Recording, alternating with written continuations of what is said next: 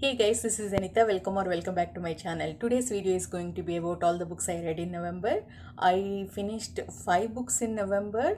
Actually, I had an interesting experience in November. I participated in readathon where I have to read books in the order of the steps which fulfill the prompts, and I'm part of so many read alongs. I need to read one book but that fulfills the fourth step prompt, so I have to finish second, third prompts first. So I started 3 books at the same time so that I can finish second first, third and third after that, though I am reading the fourth book for this read along.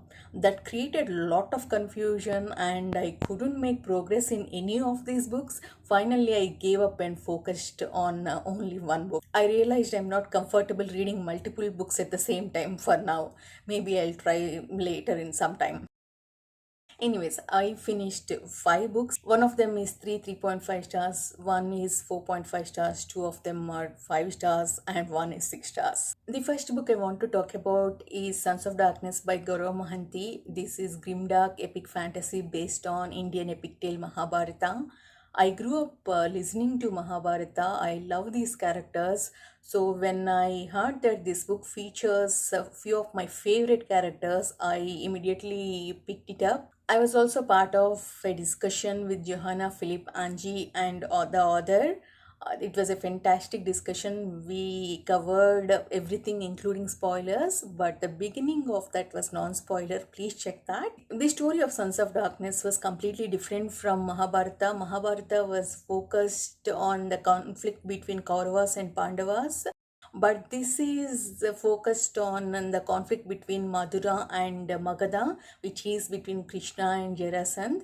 We do see Kauravas and Pandavas, but the focus is not on them. This book actually did a good job on introducing all these characters, but I think we'll see more of Kauravas and Pandavas in future books. This book is divided into different parts, each part focused on 2 characters. Actually, there are many characters in this book. Since I am already familiar with Mahabharata, I didn't have any confusion and I could follow the story easily.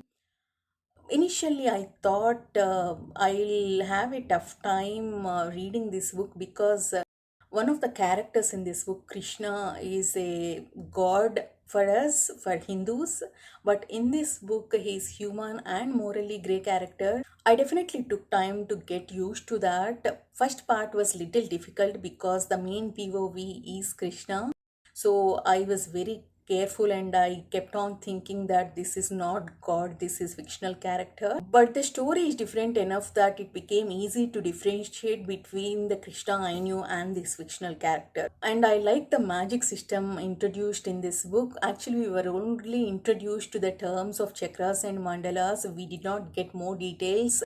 I hope we get more details in future books. And I also like that author established Saptarishis as this high order. We call these 7-star constellations as Saptarishis in Hindu mythology.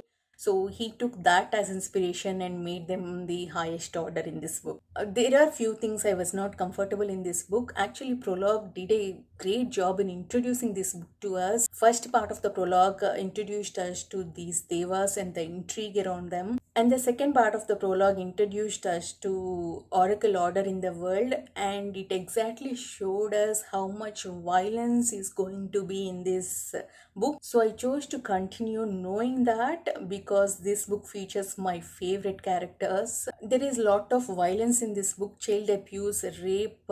So please careful if you decide to read this book. I definitely struggled with those scenes. Next thing I did not like is there was a lot of war shaming in this book. Not just in world building, almost every main female character was called or, and if anyone wants to torture or blackmail some guy, they will threaten their daughters or their wives, telling them that they'll sell them as oars. Actually, this is a trope very common in Indian movies, especially in 19 movies. I don't like that. I kind of understand why author included these scenes, at least some of them. While I understand the author's intent behind including those scenes, they did not make a great reading experience for me personally. So I am giving it 3.25, 3.5 stars. I'm not sure if I do a separate review for this book or not, but if I do, I'll elaborate on these characters and how different they are from Mahabharata, and I'll try to elaborate on my issues. And the next book I want to talk about is The Golden Fool by Robin Hobb. This is book 2 in Tony Mann trilogy.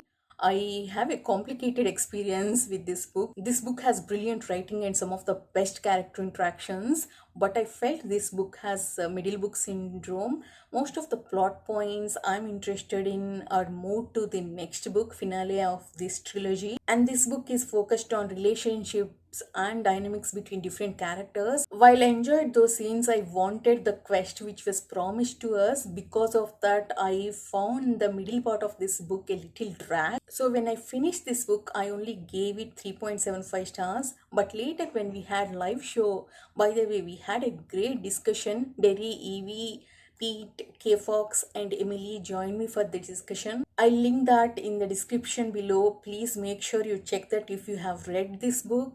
I defended every character in that live show. I realized during that live show how much I liked this book, so I decided to change my rating to 4.25 stars. The more I think about it, the more I am liking it.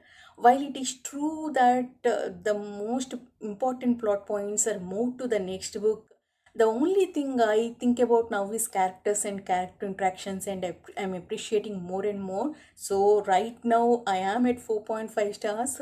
I may again increase it if I reread it. Next book I want to talk about is Augustus by John Williams. This is a historical fiction based on Roman Empire. I did not know anything about Roman history other than some popular names, so I read it as fantasy. This book is focused on the life of Augustus after the death of Caesar. The first part of this book is focused on Augustus' rise to power, and the second part is focused on his daughter's life and the plot for power after Augustus.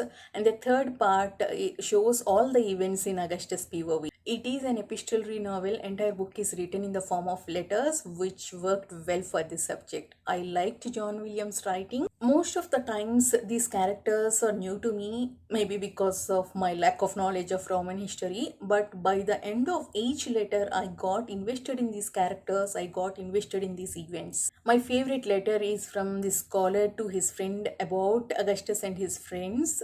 That made me reflect about my own life. It was just fantastic. There are a couple of letters which I wasn't invested in that particular situation, but that was just small thing. Most of these letters were just fantastic. I'm sure people who know Roman history can appreciate this more. Alan loved it. This is Patreon buddy read in Alan's Discord. Almost every one of us loved this book. And the next book I want to talk about is The Company by KJ Barker. I just posted a separate review for this book in my channel, so I'll keep this short.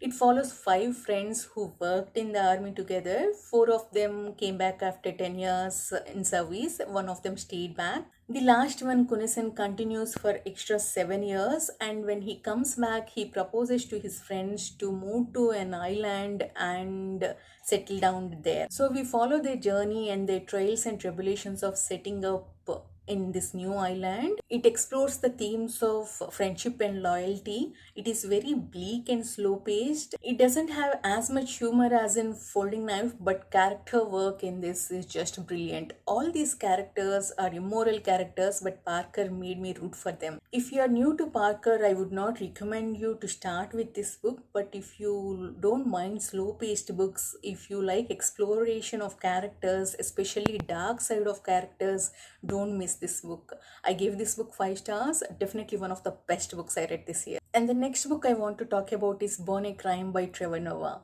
This is Trevor Noah's memoir, which is focused on his childhood in South Africa. It covers the events from his birth to his late teens or early 20s. It's not in chronological order, but each chapter is focused around a specific event. I really like that format.